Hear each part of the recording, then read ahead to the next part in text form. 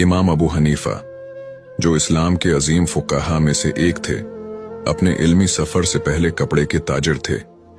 एक दिन एक खातून उनकी दुकान पर कपड़ा खरीदने आए। इमाम अबू हनीफा ने उन्हें एक कपड़ा दिखाया और उसकी असल कीमत बताई। खातून को कपड़े की असल कीमत का इल्म नहीं था, इसलिए वो ज्यादा रकम देने पर बजिद थीं, ये सोचकर कि उसकी कीमत उससे ज्यादा होनी चाहिए। लेकिन इमाम अबू हनीफा ने मौका से फायदा उठाने के बजाय खातून को हकीकत बताई और इजाफी रकम लेने से इनकार कर दिया। खातून उनकी ईमानदारी पर हैरान रह गईं और उनकी सच्चाई की बहुत तारीफ की। किसी ने इमाम अबू हनीफा से पूछा कि जब खातून खुद ज्यादा पैसे देने पर राजी थीं, तो उन्होंने वो क्यों न लिए?